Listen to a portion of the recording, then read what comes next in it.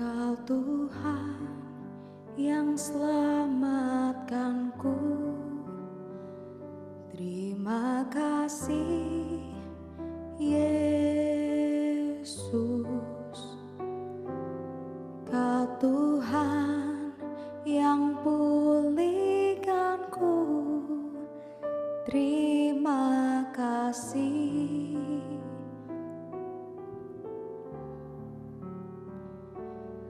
Kau Tuhan yang sembuhkanku, terima kasih Yesus. Kau Tuhan memberkatiku, terima kasih.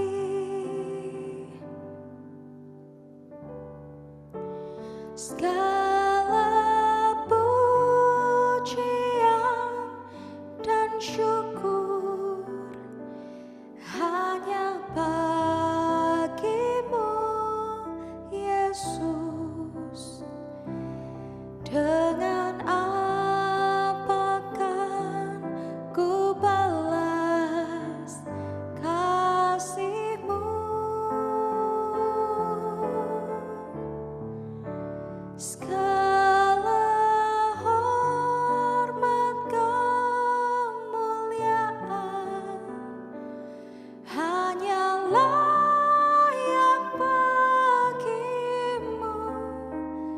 Ku sembah Yesus seumur hidupku.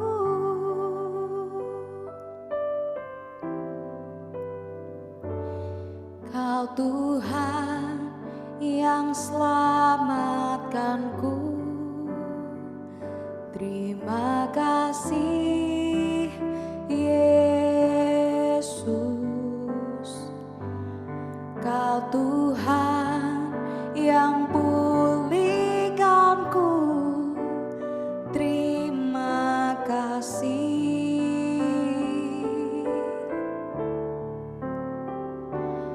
Kau Tuhan yang sembuhkanku, terima kasih Yesus. Kau Tuhan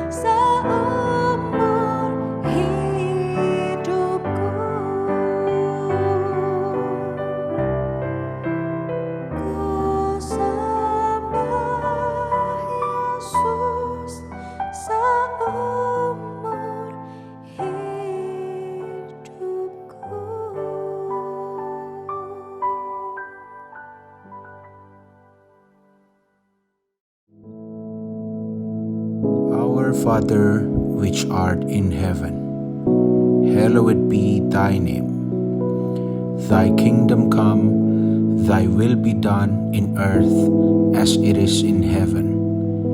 Give us this day our daily bread, and forgive us our debts, as we forgive our debtors.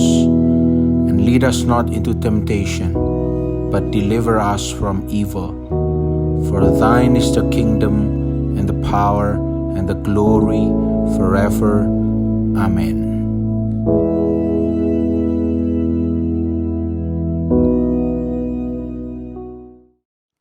Shalom Bapak Ibu Saudara sekalian dikasihi Tuhan.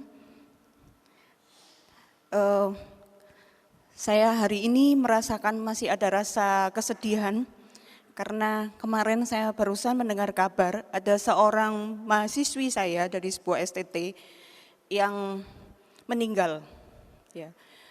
Jadi kabar ini baru saya terima kemarin malam dan meninggalnya bukan karena COVID, tapi karena dia habis operasi, kemudian efeknya ada semacam infeksi sehingga berdampak pada kondisi tubuhnya yang melemah dan akhirnya dia meninggal dunia. Nah, jadi ketika saya mendengar kabar ini betapa terkejut karena saya tidak menyangka sama sekali. Secara manusia saya merasa kehilangannya amat sangat karena bagi saya dia masih terlalu muda. Ya, umurnya baru 20-an lebih, sekitar 22 tahun. Tapi waktunya begitu singkat dan dia harus pulang. Nah, hal yang sama mengingatkan saya terhadap peristiwa yang terjadi yang dialami oleh adik kandung saya. Juga dipanggil oleh Tuhan meninggal pada umur 25 tahun. Usia yang relatif masih muda bagi ukuran kita saat ini bahwa kita berharap ketika kita ada di muka bumi ini maka ya sekarang ini umur manusia 70-80 tahun gitu kalau bisa seperti itu. Ya, tapi orang tua saya, papa saya meninggal pada umur 65 tahun. Dan saya bersyukur ketika dianugerahkan mama saya barusan Agustus yang lalu berulang tahun ke 77 tahun. Nah, Bapak Ibu Saudara sekalian, berapapun usia kita di muka bumi kita tidak tahu persis ya, sampai kapan kita menjadi penghuni di bumi ini. Karena kita semua adalah pengembara, kita sama-sama musafir. Kita tidak tahu kapan kita harus kembali kepada Sang Pencipta. Tetapi satu hal bahwa seperti yang diingatkan oleh Rasul Paulus di dalam Efesus pasal 5, ayat yang ke-15 dan sampai yang ke-17, ya. Efesus pasal 5 ayat 15 sampai yang ke-17, khususnya saya menggarisbawahi ayat yang ke-16. Ya, ayat yang ke-16 demikian firman Tuhan, dan pergunakanlah waktu yang ada karena hari-hari ini adalah jahat.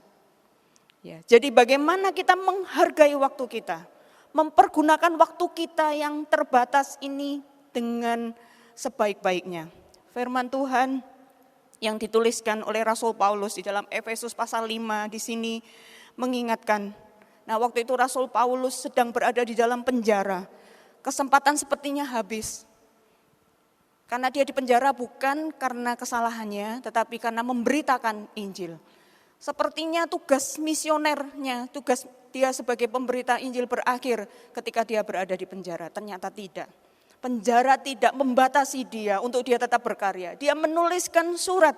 Salah satunya yang kita terima di dalam, kita baca di dalam Efesus ini, surat yang diberikan kepada jemaat Efesus. Dia menghasilkan tulisan yang berharga, yang mengingatkan kita betapa waktu kita itu terbatas. Nah, Bapak Ibu yang dikasihi Tuhan, kalau di dalam bahasa asli, itu ada berbagai macam istilah untuk kata waktu. Yang pertama hora. Hora itu berbicara tentang jam. Ya, jadi berbicara tentang lebih kepada waktu yang dalam arti jam berapa gitu sekarang ini gitu. Nah, kemudian ada istilah kronos. Ya, kronos itu berbicara tentang kronologi, menunjuk space waktu, jangka waktu. durasi waktu, menunjuk rangkaian atau urut-urutan waktu. Sehingga dari kata kronos ini muncul istilah kronologi. Ya. Nah, yang ketiga, kata waktu yang ketiga memakai kata kairos. Kata kairos ini yang dipakai di dalam Efesus pasal 5 ayat 16 yang sudah kita baca. Pergunakanlah waktu yang ada, waktu di situ dalam arti kesempatan. Sekali lagi, waktu dalam makna kairos dalam arti kesempatan. Bapak Ibu Saudara sekalian, kalau ketika kita berbicara tentang kesempatan, ya, jadi kadang-kadang kita mendengar ada banyak pepatah, jangan menyia-nyiakan kesempatan yang ada. Kesempatan tidak akan terulang 2 kali dan sebagainya. Ada orang yang menyesali hidupnya di masa-masa lalu karena dia sudah melewatkan begitu banyak kesempatan berharga yang dimilikinya dengan kesia-siaan. Kesempatan untuk berkarya. Ya, ada orang, saya itu paling senang ya mendengar nasihat dari orang-orang tua gitu ya. Jadi dimanapun saya berada di dalam pelayanan, dalam studi dan sebagainya, saya berteman dengan yang senior-senior juga, selain juga dengan yang junior atau yang sebaya gitu. Yang junior biasanya mahasiswa-mahasiswi, nah yang sebaya itu teman sepelayanan dan sebagainya. Nah yang senior itu biasanya saya dengar nasihatnya, wejangannya. Di antaranya bagaimana mereka itu mengatakan bahwa investasi di masa muda itu sangat berpengaruh di masa tua. Investasi kesehatan, maksudnya bagaimana menjaga kesehatan diri sendiri. Investasi waktu, bagaimana mempergunakan waktu. Dan ada banyak peluang-peluang kesempatan yang harus kita hargai. Karena kesempatan itu bisa lewat seiring dengan berjalannya waktu. Nah Bapak Ibu yang dikasihi Tuhan, di dalam kaitannya dengan hal ini, ketika Rasul Paulus mengatakan di ayat yang ke-16, di situ pergunakanlah waktu yang ada, dalam terjemahan NIV mengatakan making the most of every opportunity. Dalam makna yang ada di Indonesia adalah buatlah yang terbaik dalam setiap kesempatan yang ada. Lakukan yang terbaik. Saya ingat ketika anak saya ikut dalam sebuah acara youth ya. Di situ untuk bisa mengikuti acara itu kami harus investasi dana yang tidak sedikit. Tetapi kenapa saya berani mengikutsertakan dia di acara itu? Karena di situ akan membantu dia menata hidupnya, mencapai tujuan hidup, mengisi waktu-waktu hidupnya berarti. Dan salah satu moto yang diberikan adalah give 100%. Jadi berikan yang terbaik, berikan 100% dari hidupmu, berikan 100% dari upaya yang terbaik yang bisa kamu lakukan. Dan itu bukan sebuah tuntutan, atau sebagai sebuah keharusan yang menekan, tetapi ditimbulkan dengan kesadaran dari dalam diri bahwa selagi ada kesempatan, kalau aku bisa studi, aku mau studi yang terbaik. Selagi aku bisa bekerja, aku diberikan kesempatan untuk bekerja, berkarya, aku mau beri yang terbaik.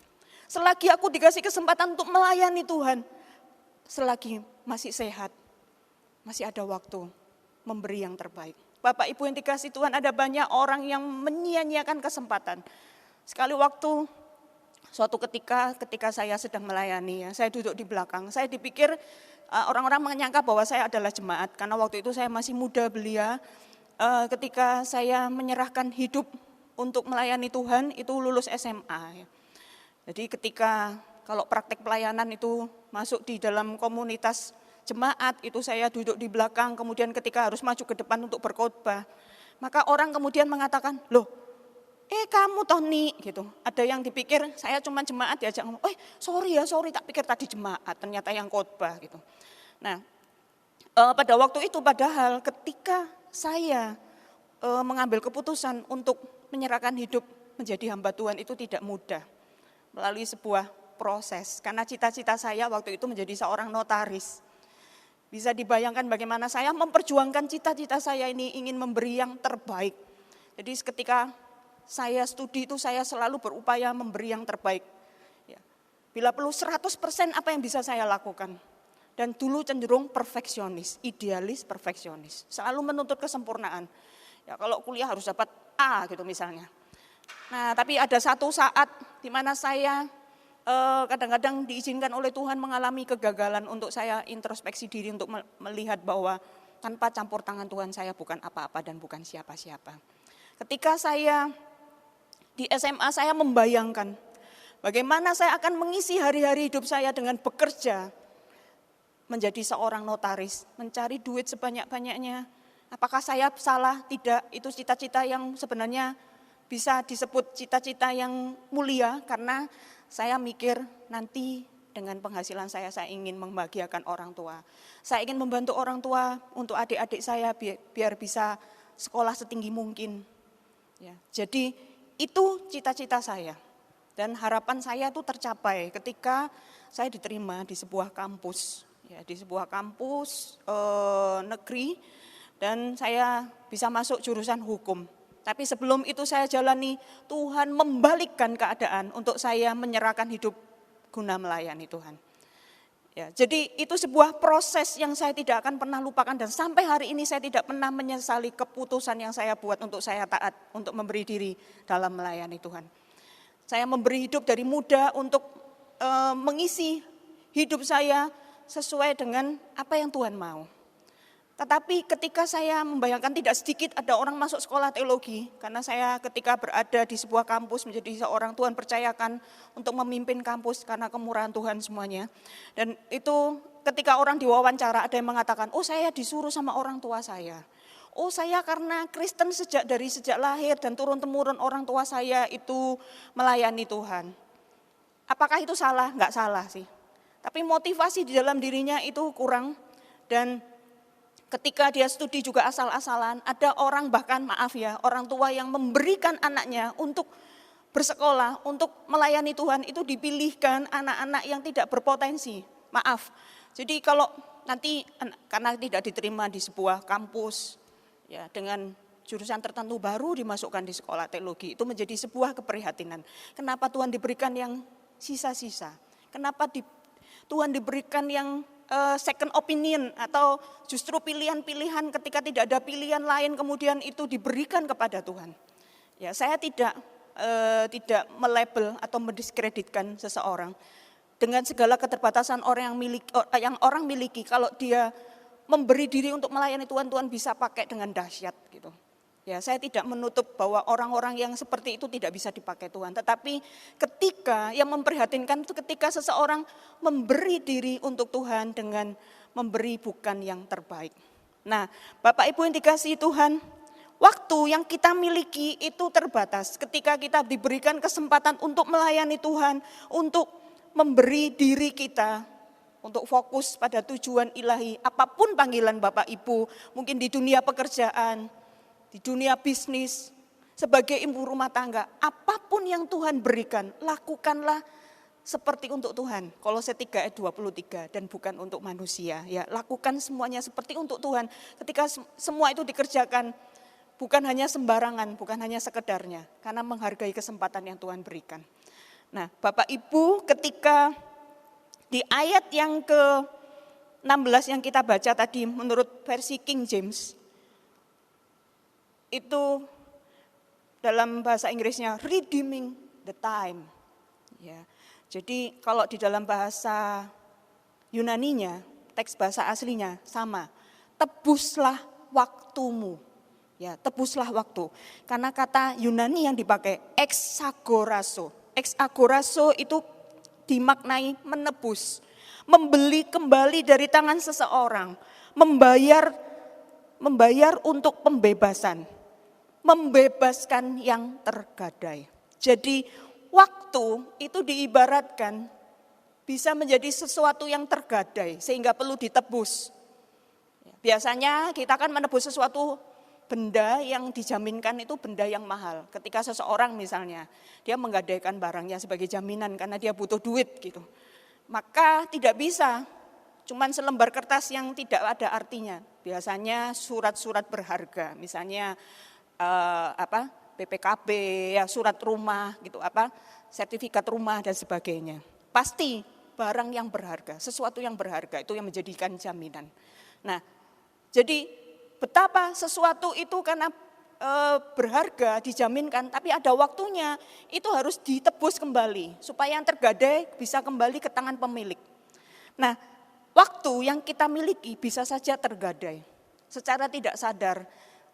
Di dalam hidup ini kadang kita menyia-nyiakan waktu, kesempatan yang Tuhan berikan, kita gadaikan begitu saja, dengan mengisi dengan hal-hal yang tidak berguna, tidak bermanfaat. Atau kita mengatakan, wah mengalir aja, saya bangun tidur, melakukan aktivitas sehari-hari, udah mengalir gitu. Kan sudah jalan seperti biasa, rutinitas gitu. Tapi apakah ada hal-hal bermakna yang kita bisa lakukan hari itu untuk diri kita sendiri, untuk orang lain, bahkan untuk Tuhan. Salah satu kata bijak dari Dante Alighieri yang saya boleh kutip, di situ dikatakan, orang yang paling bijak adalah orang yang menangisi waktu yang hilang. Pernahkah kita menangisi waktu yang hilang? Ataukah waktu kita anggap hal yang sepele? Sudah lewat ya sudah, enggak apa-apa gitu. Padahal seperti tadi, kita tidak tahu kapan waktu kita ini sampai di dunia ini akan berakhir. Ya memang yang diutamakan adalah full of life. Jadi dalam arti full age, dalam arti kita menggunakan usia berapapun kita di dunia ini tidak penting ya. Tetapi bagaimana kualitas hidup kita. Kalau tadi saya katakan mahasiswa saya meninggal dalam umur sekitar 22 tahun. Adik saya meninggal sekitar umur 25 tahun. Tuhan Yesus bahkan di muka bumi ini hanya 33,5 tahun. Tetapi full age, yang saya katakan full age adalah tidak bergantung berapa lama kita hidup di muka bumi ini. Tetapi apa saja yang sudah kita lakukan di muka bumi ini. Apakah waktu kita benar-benar berkualitas atau lewat begitu saja. Ya. Jadi ketika saya mengunjungi misalnya di rumah sakit, kalau dulu sebelum pandemi ya, saya dengan suami kadang penginjilan di rumah sakit. Itu kami mengunjungi orang-orang yang sakit. Itu membuat ya kami mendoakan orang sakit, menginjili, termasuk membuat kami introspeksi. Ya, introspeksi, ketika saya diberikan kesempatan oleh Tuhan dengan tubuh yang sehat. Bagaimana saya menjaga diri, bagaimana saya mengisi waktu saya. Nah itu menjadi suatu hal yang penting. Setiap orang diberikan waktu yang sama, 1 tahun 12 bulan, 52 minggu, 365 hari, 525.600 menit, 3.153.600 detik. Kenapa saya sebutkan sampai detik? Karena setiap detik, setiap menit dalam hidup kita itu berarti. Orang yang akan mengembuskan nafas yang terakhir, itu detik-detik terakhir hidupnya itu sangat bermakna. Pesan terakhirnya itu sangat kita butuhkan. Bahkan saat-saat terakhir kita nantikan bagaimana saya ketika mendampingi papa saya menghadap Tuhan.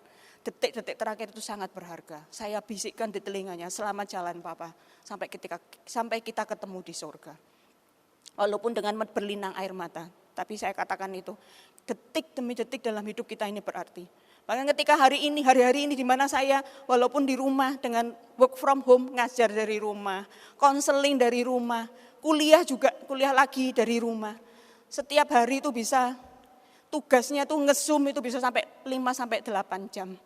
Dan itu waktu bagi saya 5 menit pun itu berarti. Ketika saya ada waktu space itu istirahat, saya bisa nengok anak saya di ruang sebelah. Ketika dia juga sedang studi online. Ya, saya akan mencari suami saya, ngomong sebentar, kenapa? Saya tahu bahwa waktu saya tidak akan menyia-nyiakan. Waktu dengan orang-orang yang saya kasih juga saya akan manfaatkan sebaik-baiknya. Nah, Bapak Ibu yang dikasihi Tuhan, rumus untuk penghitungan waktu seperti rumus matematika. Ketika saya memikirkan plus umur kita ini semakin bertambah. Dengan pertambahan umur seharusnya kita semakin dewasa di dalam Tuhan, itu plus. Kalau minus, ini saya ingat ada kalender harian. Jadi ada kalender harian, kalender yang di sana ada tulisan Mandarinnya itu juga. Itu kalau tiap kali disobek, itu makin lama makin tipis, makin berkurang. Seperti itulah kesempatan kita di dunia ini. Semakin lama ketika kalender hari lebih demi hari berganti, itu kalendernya disobek makin tipis. Kemudian saya berpikir, apakah dengan sisa yang sekian, di tahun ini sekian bulan, kayak sekarang ini ya, kita sudah 6 bulan social distancing, work from home. Selama 6 bulan itu rasanya lewat begitu saja, hari-hari begitu cepat. Tiba-tiba kita sudah masuk bulan 9 dan bentar lagi bulan 10 dan sudah menjelang akhir tahun. Jadi kalau dari kalender tadi ya, makin lama ketika disobek kalender harian tuh makin tipis. Saya langsung mikir, ya, sudahkah saya mengisi hari-hari yang sudah lewat itu dengan efektif, dengan maksimal? Ya, kalau rumus sekali, apakah hidup kita sudah menghasilkan pelipat gandaan? Pelipat gandaan dalam arti kita sudah memuridkan orang lain, kita sudah memenangkan jiwa. Dalam arti kita sudah menceritakan tentang kasih Yesus untuk membawa orang memiliki pengenalan secara pribadi dengan Tuhan.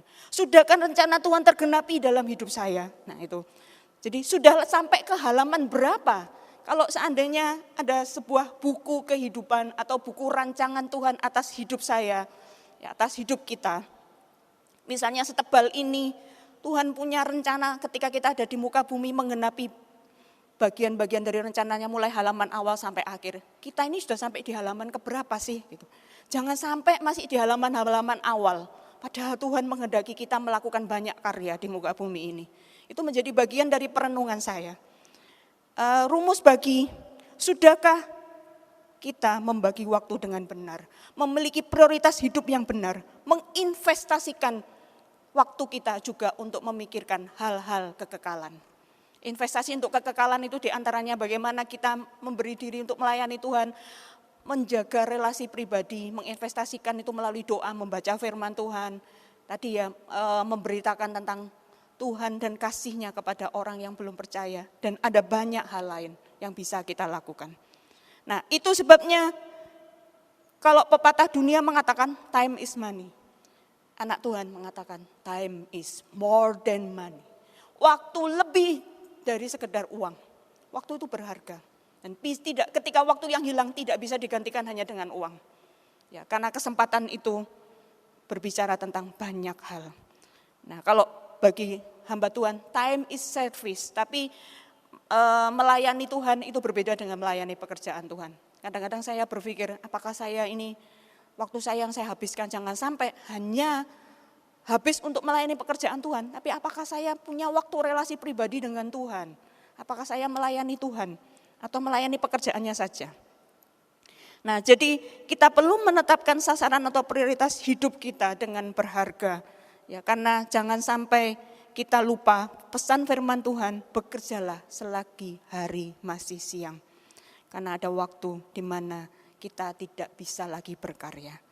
Ya, kalau filsafat Epikuros mengatakan muda hura-hura, tua kaya raya, mati masuk surga. Karena menganggap bahwa mumpung masih muda, enjoy aja, menikmati hidup. Padahal enggak tahu. Ya, kadang orang muda itu belum tentu waktunya di muka bumi ini lebih lama gitu ya. Termasuk apalagi kalau yang sudah tua ya, sudah lansia, berarti kan semua orang harus siap. Saya beberapa kali mendampingi orang-orang lansia untuk menghadapi kematian, mempersiapkan diri menghadapi kematian. Nah, jadi mereka butuh dikuatkan, ya, butuh diyakinkan, butuh dipastikan bahwa mereka sudah en Kristo itu berada di dalam Kristus. Ya, dengan apa? Bagaimana mereka meyakini bahwa sudah di dalam Kristus keselamatan itu menjadi miliknya. Bagian kehidupan kekal itu menjadi jaminan ya, ketika dia tetap berada di dalam Kristus menjadi orang percaya. Saudaraku yang dikasihi Tuhan, bagaimana dengan hidup kita? Salah satu tanda kedewasaan rohani diukur bagaimana seseorang itu menggunakan waktu. Ya, jadi inilah kesempatan untuk kita menghargai ya, waktu kita, walaupun saat-saat pandemi kita dengan kondisi waktu yang mungkin kita lalui hari-hari hanya di rumah saja, tetapi bagaimana kita mengisinya dengan kegiatan-kegiatan yang berkualitas. Ya, bagaimana kita tetap bisa mempedulikan orang-orang di sekitar kita. Ya, bagaimana kita menyadari kesempatan itu. Nah, di akhir firman Tuhan saya teringat ada sebuah kisah. Suatu ketika di sebuah keluarga ada seorang ayah yang biasanya dia membagikan traktat penginjilan ya, traktat tentang 4 hukum rohani bahwa semua manusia itu berdosa dan manusia tidak bisa menebus dosanya sendiri, maka Allah mengasihi dan Allah yang berinisiatif menyediakan jalan keselamatan, Yesus sebagai satu-satunya jalan keselamatan. Nah, itu 4 hukum rohani yang ditulis dalam traktat itu itu dibagikan. Nah, oleh ayahnya ini ya. Jadi seorang ayah dalam sebuah rumah ini punya kebiasaan seperti itu, dan kebiasaannya ini diamati oleh anak kandungnya. Anak kandung laki-lakinya ini melihat suatu saat ayahnya hari itu kok enggak bagikan traktat, kok enggak keluar rumah untuk membagikan traktat. Kemudian ayahnya mengatakan, cuaca di luar sedang buruk. Kayaknya pertanda akan ada hujan yang lebat. Ya. Sehingga sang ayah berkata, hari ini saya mungkin menunda dulu gitu, enggak usah bagikan traktat. Tapi sang anak berkata, ayo pa, sama-sama aku yuk, aku temani. Papanya bilang, udahlah papa juga kurang enak badan gitu ya. Nah akhirnya anak ini berinisiatif, dia minta izin untuk bagikan traktat itu sendiri. Papanya kan enggak tega pasti. Papanya aja lihat cuaca sudah menunjukkan tanda-tanda akan ada hujan lebat, mendung gitu, sudah gelap. Nah, apalagi sudah menjelang senja gitu. Tapi sang anak ini karena ngotot, minta dan meminta, akhirnya ayahnya mengizinkan. Nah, anak ini dengan bersemangat dia membagikan traktat dari satu rumah ke rumah. Dia setiap kali membagikannya itu disertai dengan banyak berdoa, minta tuntunan Tuhan. Sampai suatu saat ketika dia berhadapan dengan kondisi cuaca yang sudah tidak memungkinkan, dia berteduh. Nah, ketika dia berteduh di bawah pohon, maka dia di kejauhan dia melihat ada sebuah rumah. Dan dia hatinya tergerak untuk memberikan traktatnya yang terakhir. Jadi tinggal satu yang ada di tangannya, yang lain sudah dibagikan. Dia ingin memberikan traktat yang terakhir ini, dia tidak mau sia-siakan. Dia bisa saja bawa pulang dan dikembalikan ke ayahnya.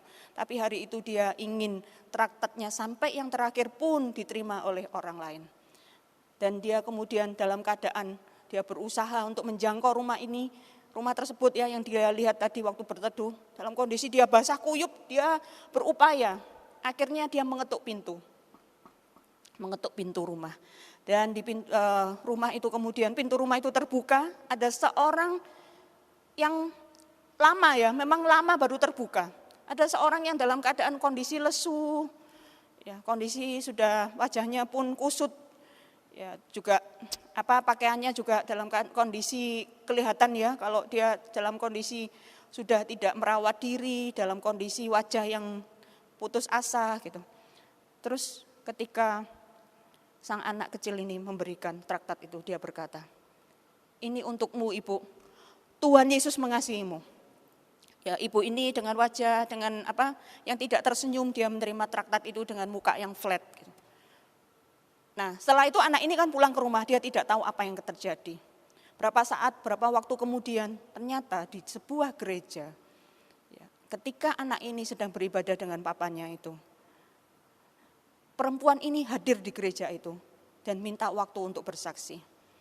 Apa yang terjadi ketika pada hari di mana anak ini menyerahkan traktat, perempuan ini sudah putus asa dan ingin mengakhiri hidupnya.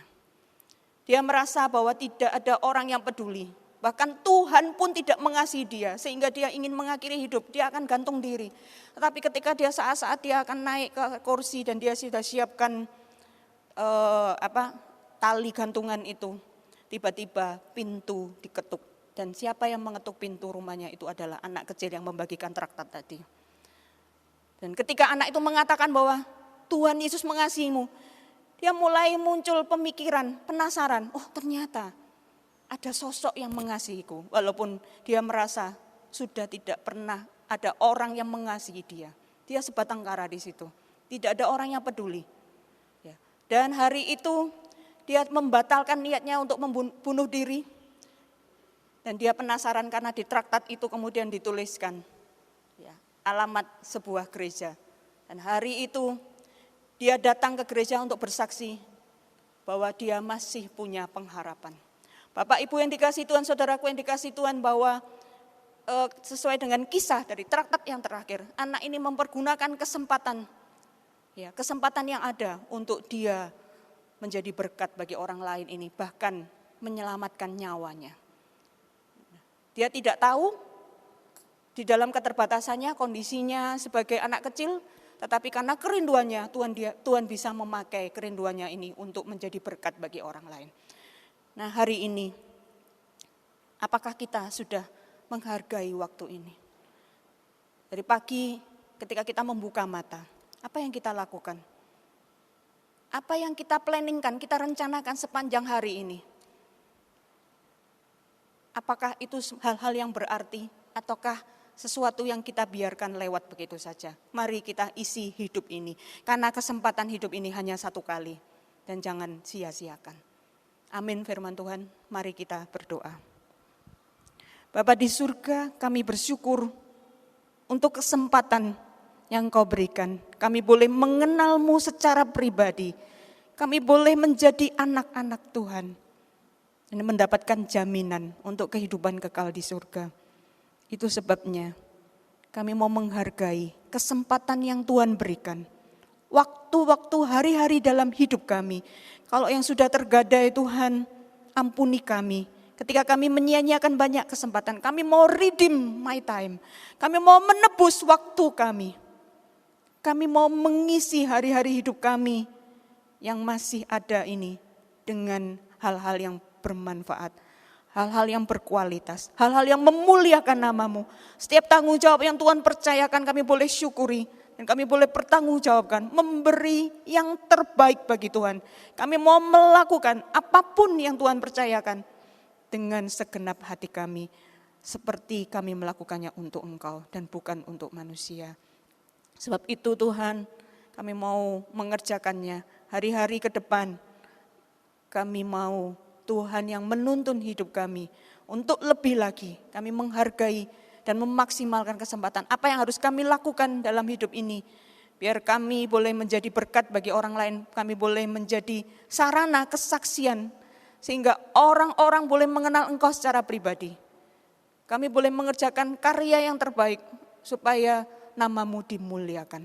Terima kasih Bapa, kami bersyukur sepanjang hari ini. Kami yakin hidup kami tidak berjalan sendiri. Namun Engkau menyertai kami. Memberkati umat-Mu, memberkati jemaat GAB Mojokerto dan dimanapun mereka berada. Yang ada di Surabaya, di Jawa Timur, dimanapun berada, bahkan di seluruh Indonesia, bahkan sampai di luar. Tuhan yang memberkati satu persatu. Setiap pergumulan umat-Mu, Engkau yang mengetahui. Engkau yang memberikan kekuatan, damai sejahtera dan sukacita-Mu melewati sepanjang hari ini, sepanjang minggu ini dalam berkat penyertaan Tuhan. Di dalam nama Tuhan Yesus kami mengucap syukur dan berdoa. Amin.